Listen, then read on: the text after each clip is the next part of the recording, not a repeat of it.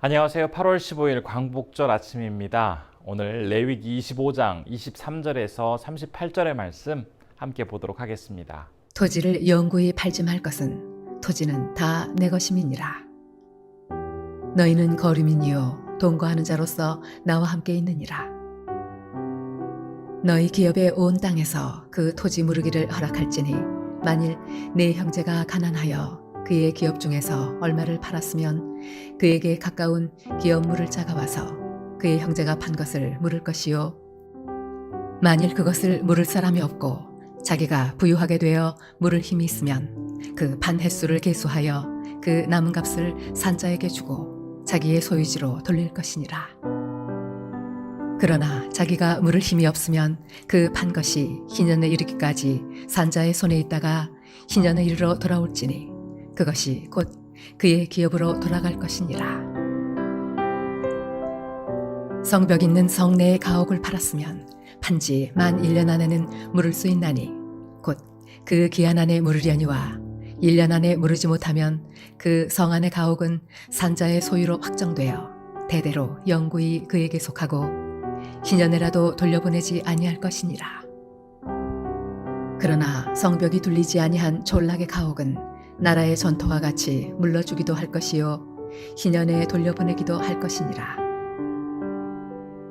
레위 족속의 성읍 곧 그들의 소유의 성읍의 가옥은 레위 사람이 언제든지 물을 수 있으나 만일 레위 사람이 물으지 아니하면 그의 소유 성읍의 판 가옥은 희년에 돌려보낼지니 이는 레위 사람의 성읍의 가옥은 이스라엘 자손 중에서 받은 그들의 기업이 됨이니라. 그러나 그들의 성읍 주위에 있는 들판은 그들의 영원한 소유지이니 팔지 못할지니라. 네 형제가 가난하게 되어 빈손으로 네 곁에 있거든 너는 그를 도와 거류민이나 동거인처럼 너와 함께 생활하게 하되 너는 그에게 이자를 받지 말고 네 하나님을 경외하여 네 형제로 너와 함께 생활하게 할 것인즉 너는 그에게 이자를 위하여 돈을 구워주지 말고 이익을 위하여 네 양식을 구워주지 말라. 나는 너희의 하나님이 되며 또 가나안 땅을 너희에게 주려고 애굽 땅에서 너희를 인도하여 낸 너희의 하나님 여호와이니라. 모세가 기록한 창세기, 출애굽기, 레위기, 민수기, 신명기를 읽다 보면 반복적으로 강조하고 있는 중요한 사실이 있습니다. 이스라엘 백성들에게 땅을 주신 분이 바로 하나님이시기 때문에 궁극적으로 그 땅은 하나님께 속해 있음을 분명히 밝히고 있는데요. 우리가 계속 살펴보고 있는 레위기 25장의 내용 중에도 어제와 그리고 오늘 살펴보게 되는 내용 중에 바로 땅에 관련된 그러한 규정이 있습니다. 우리나라 같은 경우 인구에 비해 국토의 크기가 크지 않기 때문에 정말 많은 사람들이 땅이라든지 집 이러한 것들에게 굉장히 많은 관심을 가지고 있습니다. 조금이라도 조금 더 넓은 땅을 갖고자 하거나 아니면 더 큰 집, 더 많은 땅과 집을 소유하고 싶어하는 사람들이 참 많이 있습니다. 저는 땅과 관련하여서 참 인상 깊은 하나의 작품이 기억납니다. 바로 러시아의 문호 톨스토이가 쓴 사람에게 얼마나 많은 땅이 필요한가라는 이 단편 소설에 보면 파홈이라는 주인공이 등장합니다. 그는 많은 땅을 갖고 싶어하는 사람이었는데요. 어느 날 바스키르라는 그런 원주민들이 사는 땅에서 아주 적은 돈으로도 엄청나게 넓은 땅을 살 수 있다는 소식에 그의 귀가 솔깃하게 됩니다. 구입 조건은 의외로 간단하였습니다. 시작점부터 출발하여서 갖기 원하는 땅을 괭이로 표시한 뒤에 해가 지기 전까지 시작점에 돌아오면 모든 표시된 땅을 다 소유할 수가 있었던 것이죠. 파홈은 기쁜 마음으로 조금이라도 더 많은 땅을 차지하기 위해서 멀리 떠나가게 되었습니다. 놓치기 아까운 땅에 괭이로 표시를 하며 이곳저곳을 다니다 보니 어느새 해가 뉘엿뉘엿 넘어가고 있었던 것입니다. 해가 지기 전까지 다시 시작점에 와야 한다라는 이 조건 때문에 그는 죽을 힘을 다해 달리기 시작하였고 시작점에 거의 도달하게 되었을 때 다리에 힘이 풀리면서 앞으로 고꾸라지면서 심장마비로 안타깝게 세상을 떠나게 됩니다.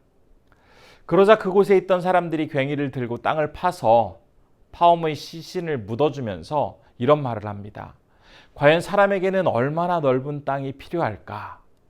이 물음에 톨스토이는 약 2m 정도면 충분하다라고 답을 합니다. 욕심 부리지 않고 적당한 땅을 가지면 참 좋은데 사람들은 어떻게 해서라도 더 많은 것들을 가지려고 하고 더 많은 것들을 누리려고 합니다. 이런 마음은 이제 가나안 땅에 들어간 이스라엘 백성들에게도 동일하게 있었던 것 같습니다. 그렇기 때문에 하나님은 그 백성들에게 이제 너희들이 약속의 땅에 들어가서 어떤 자세로 하나님이 맡겨주신 그 땅을 관리해야 하는지 그 부분에 대해서 지금 이 레위기 25장의 말씀을 통해서 증거하고 계십니다. 우선 23절은 이렇게 전하고 있습니다. 제가 그 내용을 읽겠습니다. 토지를 영구히 팔지 말 것은 다 내 것임이니라. 너희는 거류민이요 통과하는 자로서 나와 함께 있느니라. 이스라엘 백성들이 가나안 땅을 얻게 된 것은 전적으로 하나님이 허락해 주셨기 때문에 가능하였습니다. 그렇기 때문에 그들이 받게 된 땅에 대해서 관리하고 처리하는 것 역시 하나님이 말씀하신 대로 따라야 했던 것이죠. 그들이 땅의 소유권이 하나님께 있음을 인정하는 방식, 그것이 바로 희년제도였습니다. 아무리 비용을 지불하였더라도 이제 49년이 지난 뒤에 50년째 되는 해에는 모든 것을 다시 하나님께서 처음 주셨던 그 주인에게 돌려주도록 하고 있는 것입니다. 엄밀히 이야기하면 땅을 매매하여 완전히 그 소유권이 넘어갔다라는 그런 표현보다 정해진 기간 동안 땅을 사용하고 다시 원래 주인에게 되돌려주도록 함으로써 땅의 진정한 주인이 바로 하나님께 있다는 것을 기억하도록 하셨던 것입니다. 오늘 말씀 중에서 특별히 29절에서 33절의 내용을 보면 희년법은 성벽이 있는 도시의 가옥에는 적용되지 않도록 하고 있습니다. 반면에 성벽이 없는 촌락의 가옥에는 적용하도록 하고 있고 또 성벽이 있는 도시에도 레위인의 가옥 지역은 예외로 해서 희년법에 따라서 원래 주인에게 돌려주도록 하고 있는 내용이 참 인상적입니다. 이러한 토지 제도는 단지 땅에 국한된 것만이 아니었습니다. 모든 물건, 지위, 재물 모두가 다 하나님께 속해 있음을 분명히 인정하도록 하고 있는 것이죠. 내가 충분한 대가를 지불하였기 때문에 내 마음대로 소유하고 내가 처분할 수 있는 그러한 것들이 아니라 하나님께서 나에게 사용하도록 허락해 주시는 하나님의 것임을 철저히 인정하라고 오늘 본문 말씀은 증거하고 있습니다. 사실 우리는 원래 하나님의 것이었던 것을 잠시 동안 주님의 영광을 위해 사용할 수 있도록 허락받은 것들입니다. 주님께서 주신 그 차를 운전한다라든지 주님께서 주신 음식을 먹는 것, 또 주님이 주신 물질과 지위를 사용하는 것, 또 주님이 주신 그 집에서 살도록 허락하신 것, 이 모든 것들 다 내 능력으로 내가 얻었기 때문이 아니라 하나님이 허락해 주셨기 때문에 그 많은 것을 누릴 수 있는 것이죠. 이러한 생각으로 특별히 오늘 본문이 기록하고 있는 이 가난하고 어려운 사람들, 그들과 관련된 토지에 대해서 어떻게 해야 하는지를 조금 더 깊이 생각해 보면 좋겠습니다. 오늘 말씀을 살펴보다 보면 가난한 동족이 토지를 팔게 되었을 때 어떻게 그들을 대해야 하는지를 전해주고 있습니다. 그 핵심 내용은 가난하고 연약하여서 도움이 필요한 동족들에게 그들을 무심하게 그들의 것을 착취하지 말고 자비를 베풀며 그들을 도와주라고 전하고 있습니다. 그리스도인들은 하나님께로부터 은혜 받은 사람들임과 동시에 이 하나님의 은혜를 이제 자신을 통해서 다른 사람들에게 흘러가도록 하는 그런 통로와 같은 역할을 하는 사람입니다. 나만 잘 되고 나만 많은 것을 가지려고 해서는 안 되겠습니다. 하나님께서 나에게 많은 것들을 베풀어 주셨을 때 그것을 이웃과 함께 나눌 때 더 풍성하게 살아갈 수 있게 되는 것입니다. 하나님께서 교회를 곳곳에 세워주신 이유도 마찬가지입니다. 교회 간에 서로 경쟁하면서 더 많은 사람들을 불러 모으기 위해서 힘쓰라고 교회를 이곳저곳에 세우신 것이 아니라 다른 사람들의 손길이 미치지 못하는 그 곳곳을 찾아가서 교회가 그들에게 예수 그리스도의 사랑과 복음을 전하고 그 복음의 진수가 무엇인지를 구체적으로 보이도록 하기 위해서 곳곳에 우리 주님은 교회를 세워주신 것입니다. 어떻게 해서라도 더 많이 갖고 더 부유하고 풍족하게 살아가려고 하는 이 세상에서 진정한 주님의 사람으로서 우리는 더 많이 베풀고 더 열심히 섬기며 어려운 이웃과 함께하는 진정한 한가람의 성도님들로서 더욱더 귀하게 살아가시는 오늘 하루가 되기를 진심으로 바라봅니다.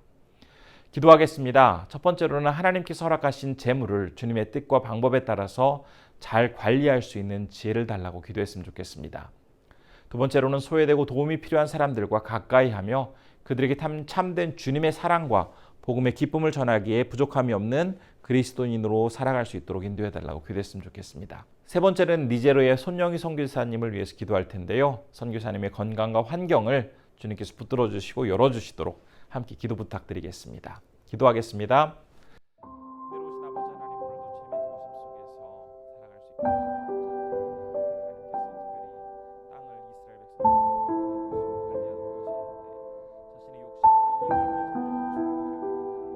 내려오신 아버지 하나님, 오늘도 주님의 도우심 속에서